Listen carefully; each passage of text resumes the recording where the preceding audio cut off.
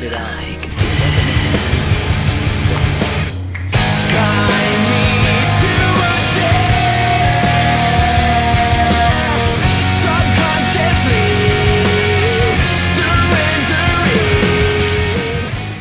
Welcome, thank you for tuning NeptuneKnives.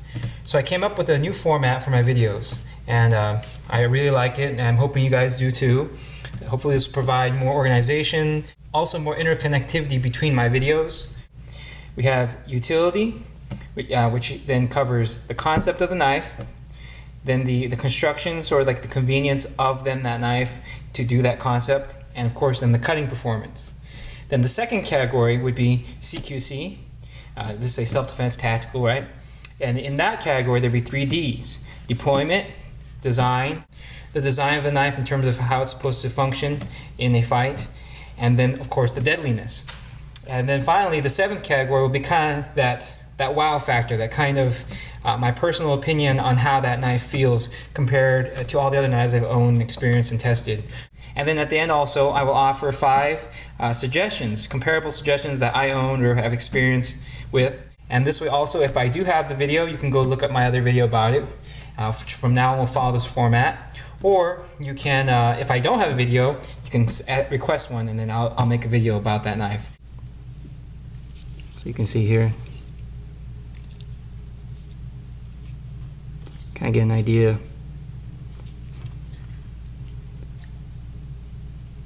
I would say the purpose of this knife is to provide a stylish, functional, heavy duty, use everywhere, take everywhere kind of knife, perhaps even outdoors.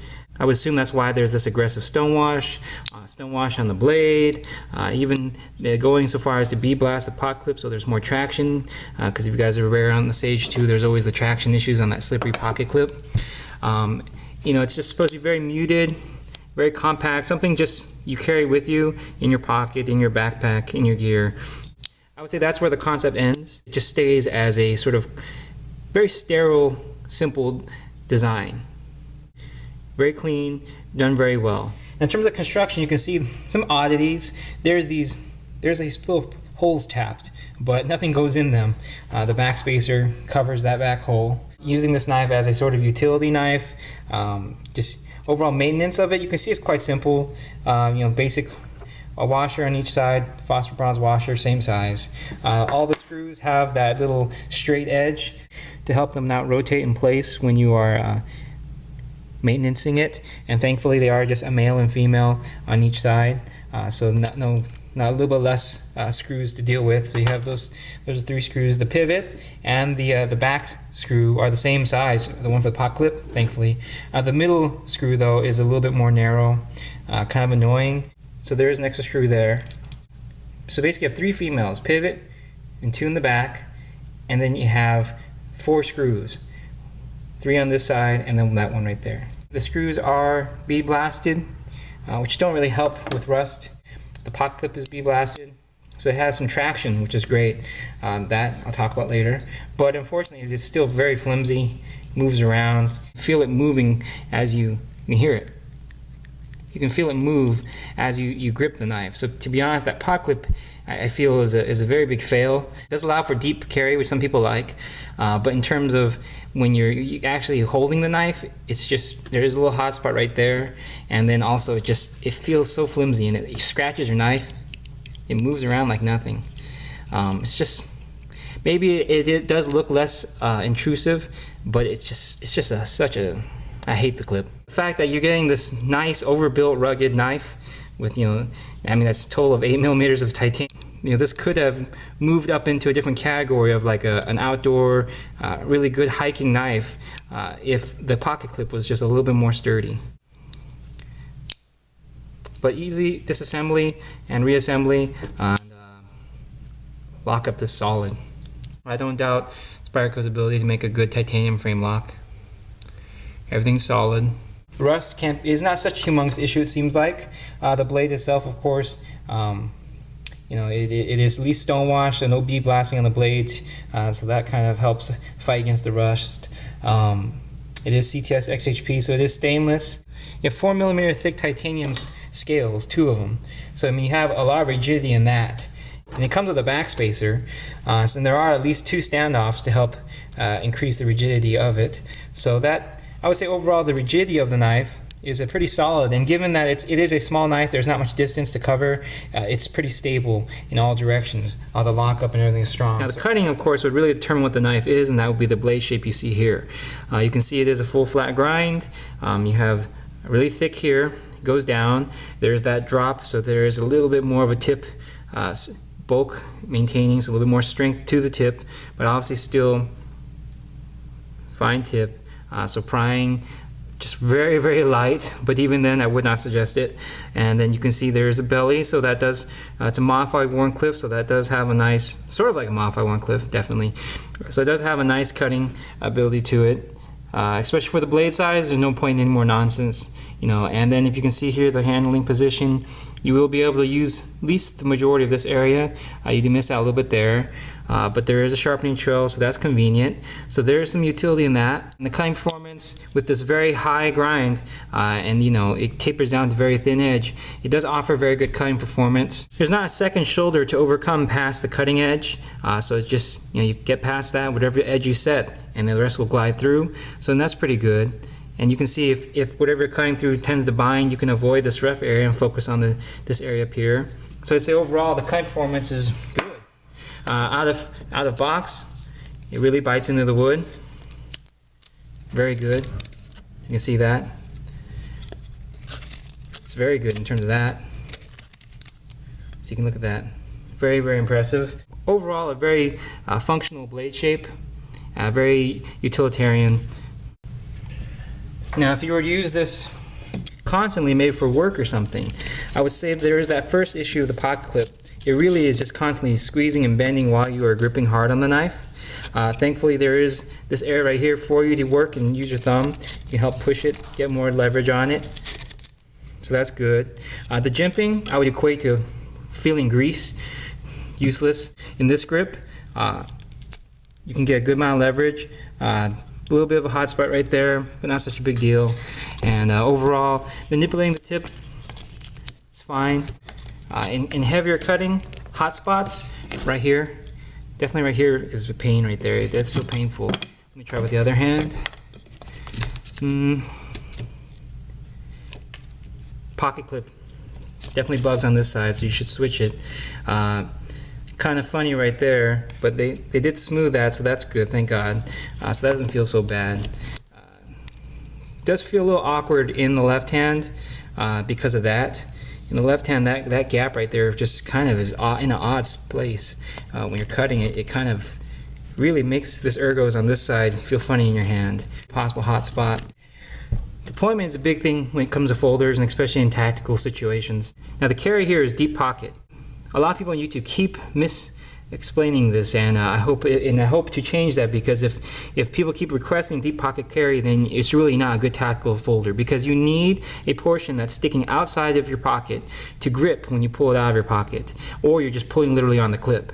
And then in that sense also, you do want to be closer to the area of deployment, which would be typically up here, or at least you want to be closer to your hand being gripped in the position to where if there's a safety trail or a flipper, that you're near it. So it's important that the pocket clip remain more towards the blade, not deep pocket. This clip, thankfully, with that lip there, is easy to access. And also because there is the bead blasting, again, thankfully, a lesson learned from the Sage 2. When you pull it out, actually, you are in position to actually give it that flick. Now, in terms of deployment, so that is actually good. And with the big spider hole, getting your finger in there, it is smoothed, even though this is a Taiwan-made one. Again, another lesson learned, that is smoothed, so that's great. You can see probably it's the stone washing that just automatically did it. But you can see here where sometimes my deploying fails, and that's because the lock bar, sometimes you're touching such a small knife, when you grab it, if you push a little bit of pressure, it really prohibits that knife from flinging out. So that is a little bit unfortunate thing. If there was a disc or a liner or something to kind of prevent your finger from touching that lock bar, it'd be much more effective. You know, you can see in terms of deployment for left-handers, unfortunately, it's a mess. You can't even access the hole because of this design on this side. So you'd have to use your other hand, your finger, your pointing finger to open it and deploy it. So you pull it out. Again, doable, so it's not horrible. That is pretty much the only option. You can't really shake it out. It has a really strong detent, and that's safe. If you fail to deploy, Thankfully, there is a somewhat safety choil, but of course, in a situation if you're fighting or something, this will your hand will cut. You'll cut your hand. With this knife, there is a loud, audible sound, and even perhaps if you flick it hard enough, there is a vibration to let you know it's locked in place. Unfortunately, it's not like some of the knives where when it locks in place, you can just feel that lock bar move in, like the Sage 2. On this one, it's kind of like, because you are trying to avoid touching that, you just kind of, there's nothing really tactile to let you know that's locked. You would actually kind of have to just pray or look. It was never obviously meant to be a tactical knife, I would say. There is nothing like any aggressive ergonomics. It does sit into your palm, thankfully, and there is this jimping right here, which thankfully is in a correct spot.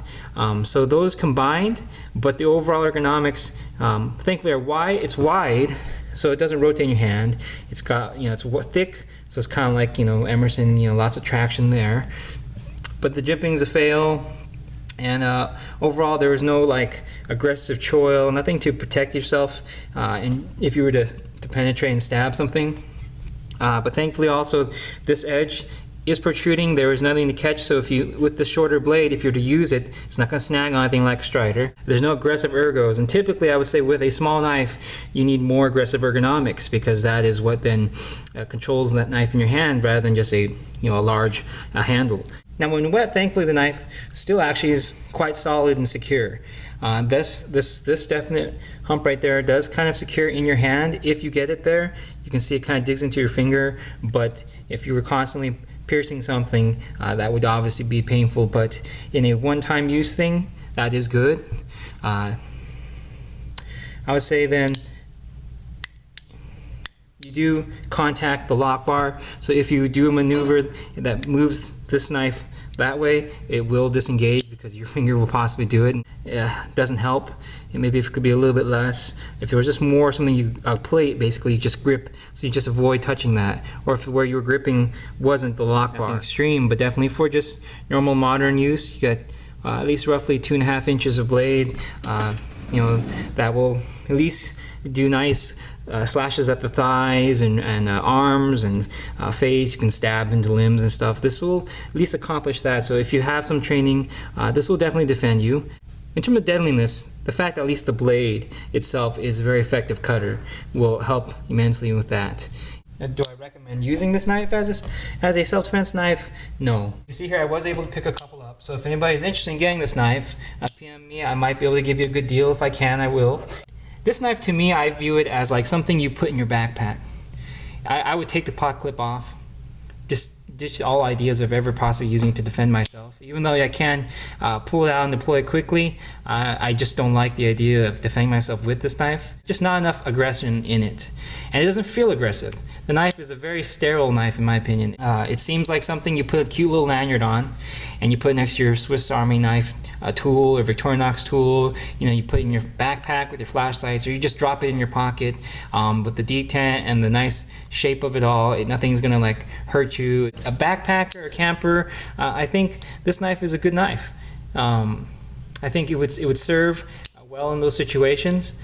The cutting performance on wood, cut some food, work on some boxes. Warncliffe compact blade is just common sense. Could it be better? Yes, I think it could be. And then some of my improvements or suggestions would be maybe to obviously buff up the pocket clip. Go for open construction just so that it is more less prone to any rust issues.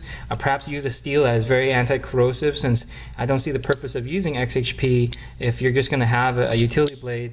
If this is in your backpacker gear and something gets soggy, I would rather have less maintenance issues. I would ditch the B-blast on these screws, coat them with something that actually prevents rust. It's definitely people who just want a simple companion knife, something you just have, not even necessarily your backup knife on you, but someone who perhaps isn't so much a knife person, someone who just maybe likes the art of them, the style of knives, the form.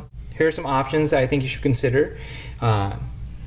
Sage 2, Grayman Dua, here's the Techno, Foltz Minimalist, the NK Small Arbiter, and the Mini Tough Light. I do like these knives. As always, I urge you to do your research, cross-shop, compare, and make an informed decision. Thank you for watching.